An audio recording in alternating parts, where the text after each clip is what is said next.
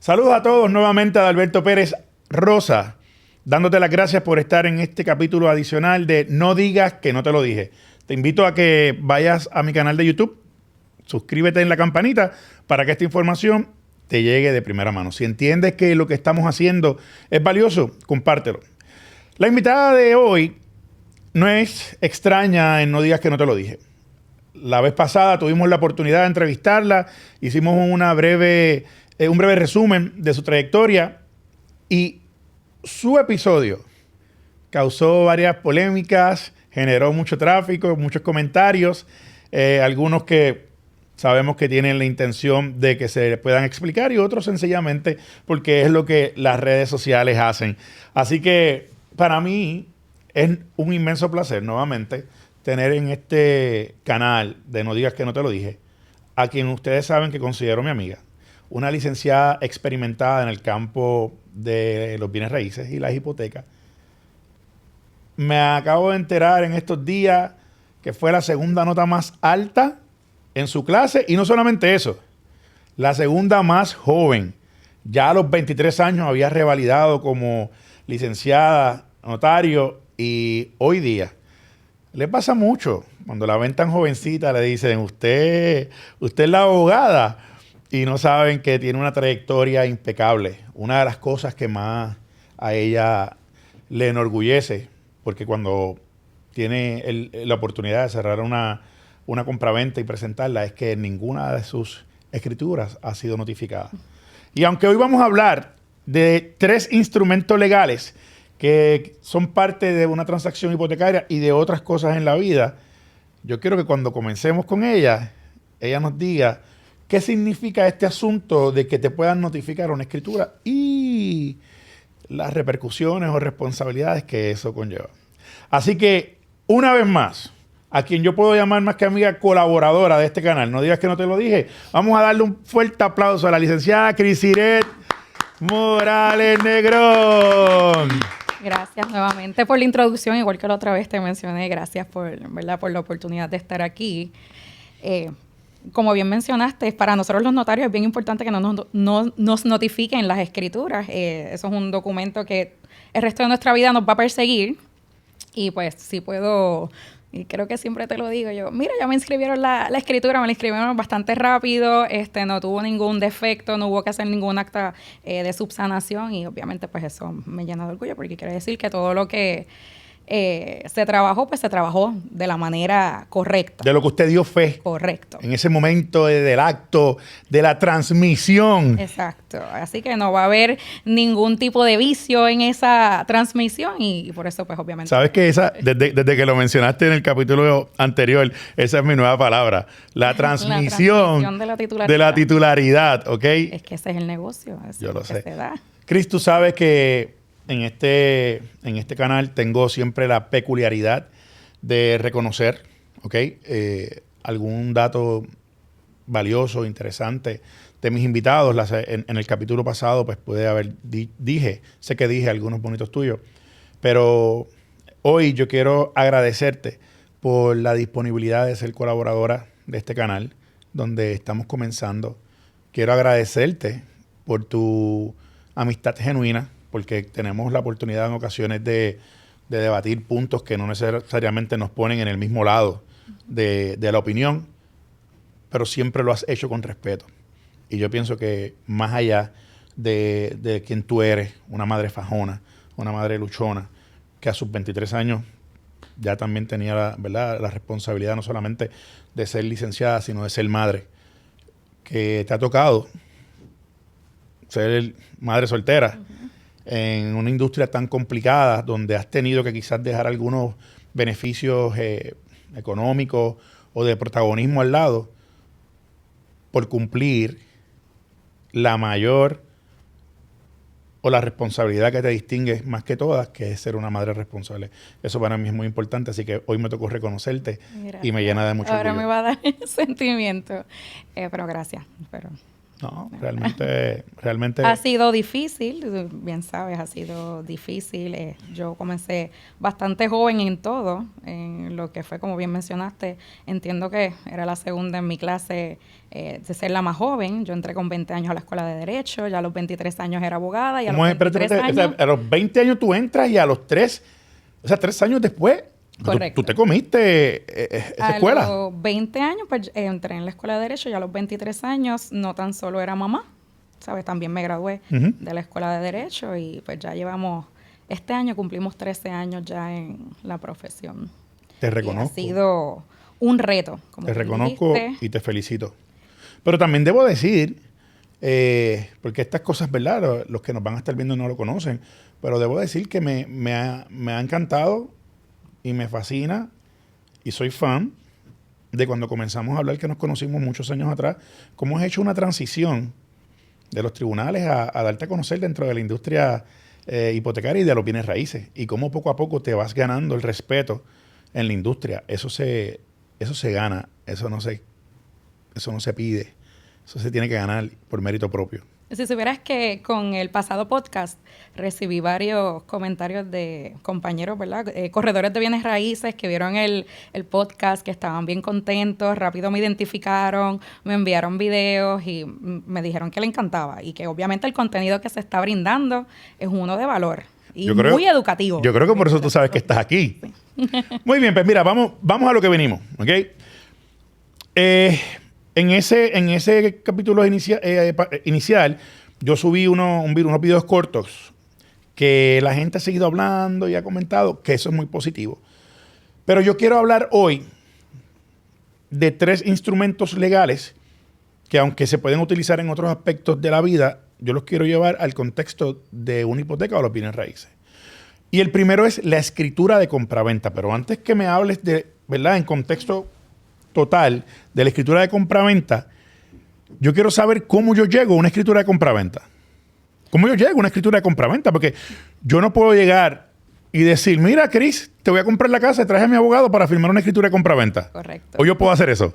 Bueno, lo puedes hacer. Si te sale la jugada, pues es una cosa, ¿verdad? Como dicen. Sí, pero puedes llegar y puedes hacer la oferta y la otra persona la aceptó y tienes el notario. No, olvídate de oferta. Yo me refiero a que la persona que es dueña de esa propiedad ni siquiera sabe. Yo puedo hacer eso. Yo puedo hacer una escritura de compraventa y presentarla en el registro. No sería responsable para el notario hacerlo de esa manera. Claro, ahí es donde quiero llegar. No sería responsable. O sea que antes de yo llegar...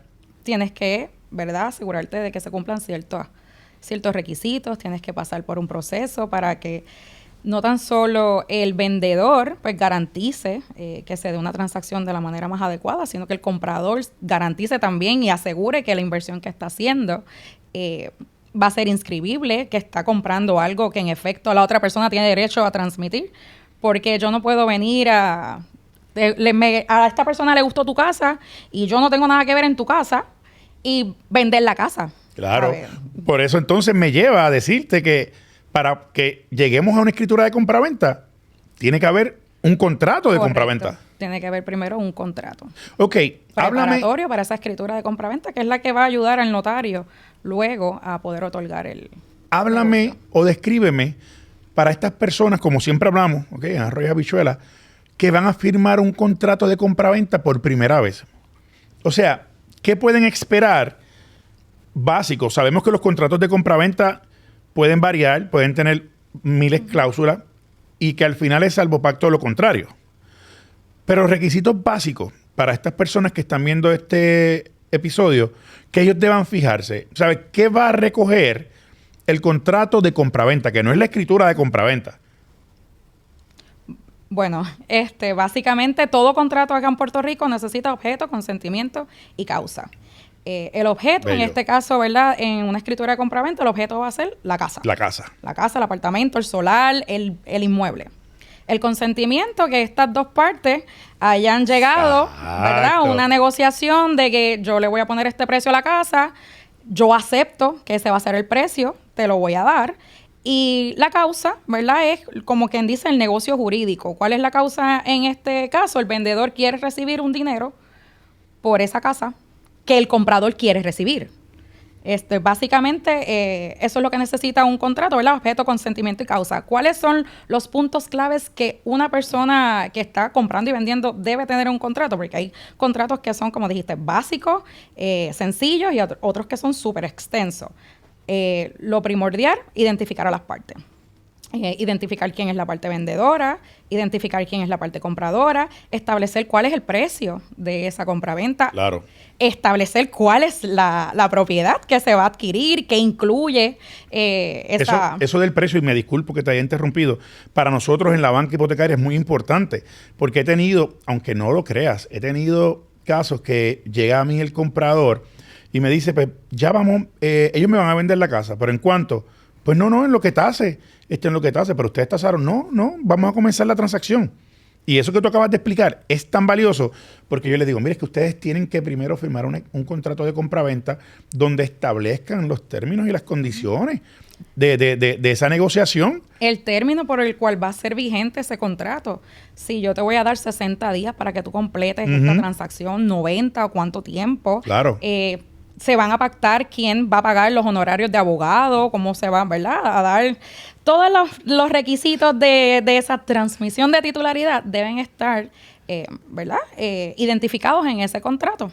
Ahora que menciona ese asunto de quién va a pagar qué, para mí es importante hacerte esta pregunta ahora. ¿Quién paga? ¿Quién paga los honorarios de la escritura de compraventa?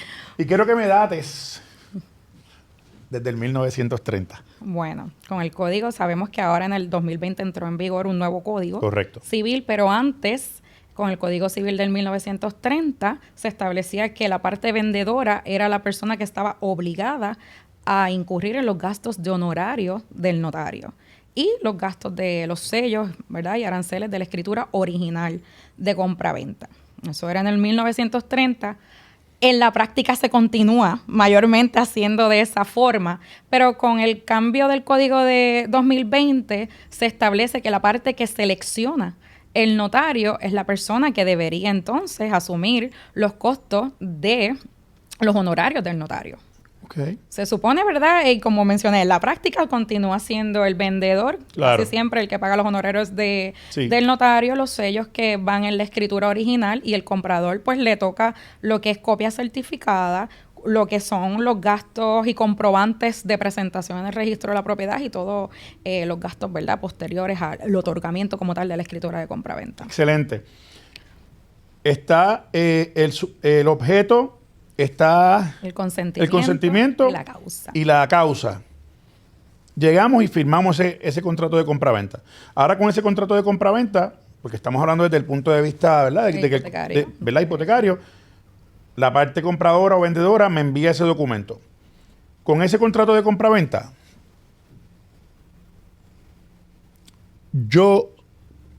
solamente si no recoge la descripción legal de la propiedad, yo no puedo pedir un estudio de título. Por ende, la parte vendedora debe suministrar la escritura de compraventa que firmó cuando fue, ¿verdad?, que compró esa propiedad. De la manera que lo haya hecho, no vamos a entrar en ese detalle.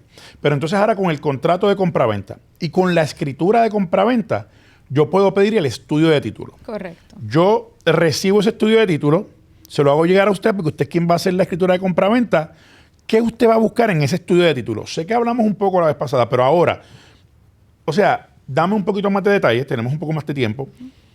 ¿Qué exactamente recoge ese estudio de título? Primero, que el estudio de título es súper importante en este tipo de transacción porque es el que va a recoger las cargas, gravámenes, si hay alguna restricción como tal con la propiedad, algunas servidumbres, cosas que tal vez el comprador no conozca y a veces ni los vendedores. Correcto. Porque esto es un proceso bastante automatizado y muchos ni leen la escritura. Hay que ser, ¿verdad? Hay que ser honesto. Muchos van allí, firman y no están conscientes de todas las restricciones que tal vez puede tener la urbanización, la zona, ¿verdad? Verificar que cumpla con la zonificación, ¿verdad? Todas esas cosas que nosotros vemos en ese estudio de título. Primero, que la persona que va a transmitir sea el que está el que aparece y consta como dueño registral de esa propiedad para saber que tiene derecho a transmitir la propiedad. Hemos mencionado eso y yo lo menciono mucho, pero la gente dice, pero es que eso es una locura, es que nadie se va a meter a vender algo que no es dueño. hay muchas... Pasan cosas. Pasan cosas. Pasan cosas. Lo dejamos ahí. Seguimos con el estudio. Otra de las cosas, ¿verdad? Que esa descripción registral concuerde con la descripción registral que tiene el contrato o con lo que la persona se está obligando. A veces ahí puede que haya hasta alguna discrepancia en cabida. Ahí quería llegar. Es por esa razón que ustedes cuando solicitan los documentos iniciales para preparar la escritura de compraventa nueva, piden también la certificación del CRIM. Bueno, es importante para que si tiene algún gravamen en esa propiedad, ¿verdad? Pero mencionaste lo de la cabida. Muchas veces, yo por lo menos en mi caso me he encontrado que la escritura dice una cabida y el CRIM tiene otra cabida. Tú puedes completar la escritura de compraventa y ya. Se puede completar una escritura. ¿Pero qué haría falta? Posiblemente se puede hacer, y eso, ¿verdad? Tocará del registrador tal vez que diga, no me concuerdan los datos, hay que hacer una escritura nueva sobre una rectificación de cabida, o hay Exacto. que hacer, ¿verdad? Pero casi siempre por eso es que nos dejamos llevar bastante por la escritura original para seguir transmitiendo, ¿verdad? Esa descripción de ese solar original y, ¿verdad? Copiando básicamente esa descripción. Tu contestación me obliga a hacerte esta pregunta. Sabemos que el banco, para garantizar su inversión y tener una póliza, va a pedir un estudio de título. Ahora yo quiero preguntarte, en una venta donde no existe un intermediario como el banco hipotecario, ¿usted recomienda que de todos modos se realice un estudio de título? Claro. En una venta cash. Claro, y lo mencioné al principio, que sería un documento que no sería responsable del notario otorgar la escritura sin constar, ¿verdad? Sin contar, mejor dicho, con ese estudio de título. Eso pues le da más seguridad al comprador al momento de la transacción, le da más seguridad, ¿verdad?, al vendedor y al notario que está redactando la escritura, porque yo puedo ir con esta escritura donde decía que yo era la dueña de esa propiedad, pero no sabemos si 2 escrituras más tarde aparece que yo se la había vendido ya a ¿me entiendes? Con el estudio de título voy a garantizar que haya un tracto registral, que la persona que está vendiendo pues sea la persona que está autorizada para vender y como mencioné, pasan cosas.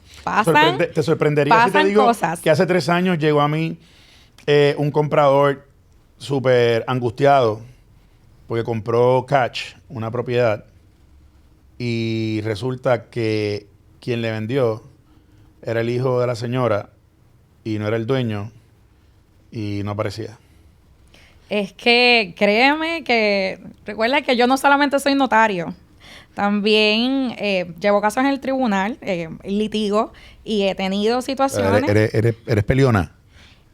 Bueno, cuando hay que ser peleona, pues somos peleones. Ese es tu trabajo. Mira, a eso me dedico. En uno de los episodios yo tuve aquí a un tasador, a Cristian, y él mencionó que él tiene la autoridad para darle valor a una propiedad. Tú tienes licencia para en el tribunal discutir. Correcto. Y defender a tu cliente. Es cierto. O sea que es importantísimo. Para pelear. Es importantísimo tener ese estudio de título.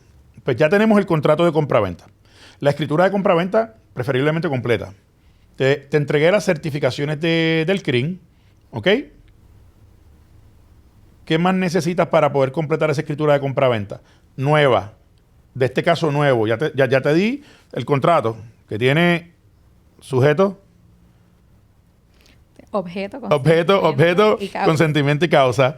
Tienes la escritura de compraventa. Están de acuerdo y te entregué las contribuciones. Todo está bien, todo está en orden. ¿Algún otro documento que tú quieras tener? Las circunstancias del comprador nuevo, ¿verdad? Me imagino. Bueno, siempre necesitamos los documentos para poder identificar a las partes. Lo que necesito es que la persona esté allí presente y si no está presente, que pueda entonces enviar una persona que les represente y para eso pues tiene que hacerlo a través de un poder. Y este es el segundo instrumento del que vamos a hablar, porque ya vamos a ir resumiendo. Yo creo que esto es parte del éxito de esta conversación tuya y mía que hemos logrado en poco tiempo llevar un mensaje claro y conciso. La persona no puede estar. ¿Cómo yo trabajo un poder? O sea, háblame un poquito más claro, si es que necesitamos ser extensos, ¿qué es un poder para poder vender una propiedad? Bueno, por lo menos aquí en Puerto Rico. En Puerto Rico por el momento. Tiene que constar en escritura pública. Es un documento donde se redacta ante un notario y se identifica a esta persona que va a actuar en mi nombre y representación para X o Y acto. Puede ser, ¿verdad?, el de la compraventa, para adquirir, para vender, puede ser para cualquier otro asunto. Para cambiar un cheque. Para cambiar un cheque, para hacer gestiones en Autoridad de Energía Eléctrica, en acueducto, en el plan médico. Exacto, que cuando hablamos de poder, no podemos circunscribirnos única y exclusivamente a una transacción hipotecaria. El poder te da la facultad de representarte. Claro está, si vas a utilizarlo para una transacción hipotecaria, es importante que el poder sea específico para esa ¿Qué personas tienen que estar presentes cuando se va a otorgar ese poder? Tiene que estar, obviamente, el poder dante, que es la persona que va a dar el poder. Si la persona de casualidad, ¿verdad? No, porque pasa mucho. El poder se utiliza mucho para personas que no viven en Puerto Rico. Obviamente, pues la persona no va a viajar a Puerto Rico a otorgar un poder, porque para eso viaja a Puerto Rico y otorga la escritura de compraventa. Correcto. En ese caso, pues tiene que la persona otorgar el poder en Estados Unidos, ante un notario en Estados Unidos. Tiene que comparecer personalmente, firmar ante el notario de Estados Unidos y enviar ese poder acá a Puerto Rico para que un notario lo pueda protocolizar y lo pueda inscribir en el registro de poderes de acá de Puerto Rico y entonces ese poder cobre validez. ¿Protocolizar? ¿Qué es eso? Es cuando nosotros los notarios de acá de Puerto Rico, yo sé que es un poco más complicado, tedioso tal vez que la función notarial que hay en Estados Unidos, es cuando nosotros recibimos ese documento y lo incorporamos a nuestro protocolo. Muy bien. Ok, ya está protocolizado. Se inscribe. Importante, porque lo puedo protocolizar y si no lo notifiqué al registro de poderes y testamentos, es como si no hubiese hecho nada. El notario tiene 72 horas para poder registrar, ¿verdad?, ese poder y que pueda tener validez. ¿Qué es una certificación de vigencia? Es lo que hace constar de que ese poder, durante el periodo que ha transcurrido desde que se solicita la certificación, no ha sufrido ningún tipo de cambio, no ha sido modificado, no ha sido revocado, y, ¿verdad?, el que hace que la persona, pues, tenga todavía la facultad para poder actuar en nombre de ese poder dante. Para ir cerrando, si ese documento del poder es un documento que ustedes firman, ¿verdad? Al final. Es una escritura. Pues porque yo entonces no puedo hacer una affidavit para decir que mi papá o mi mamá va al cierre, licenciada. No tiene los mismos requisitos y para esta formalidad y esta transacción tan importante como una compraventa, una affidavit no va a ser un documento que se pueda inscribir en el registro de la propiedad. No va a tener validez. La affidavit tal vez te va a poder dar la autoridad para que me representes a buscar el nene en la escuela, no sé, Okay. O que reciba algún tipo de tratamiento médico si yo no estoy por algún periodo de tiempo, ¿verdad? Pero para una transacción de compraventa, No puedo. No, según la ley en Puerto Rico, no. No puedo, con una affidavit. No, con una affidavit no se Pues puede. yo te estoy diciendo en la affidavit que yo soy y que juro y doy fe. Por lo menos para esta transacción no se va a poder. No es el instrumento legal que se requiere el instrumento para que se pueda adecuado, inscribir no tiene esa la transacción. formalidad, ¿verdad? Que se requiere. Así que igual pasa con las capitulaciones, en las transacciones cuando vienen de compraventa, no puede ser por una affidavit. No, yo tengo esta... Sí, pero no seas spoiler, porque eso es la próxima invitación. Pues mira, pues ya. Pero ya que lo mencionaste, dame un sneak peek para cerrar.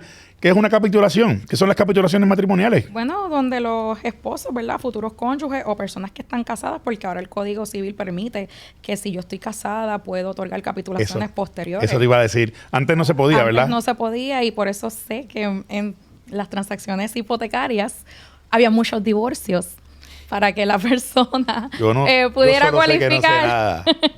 Pudiera cualificar, ya no es, ¿verdad?, necesario divorciarse, así que esas personas que querían utilizar eso de excusa para poder terminar el matrimonio ya no lo pueden utilizar, porque... No digas que no te lo dije. Ya se puede hacer las capitulaciones y sustituir el régimen económico matrimonial.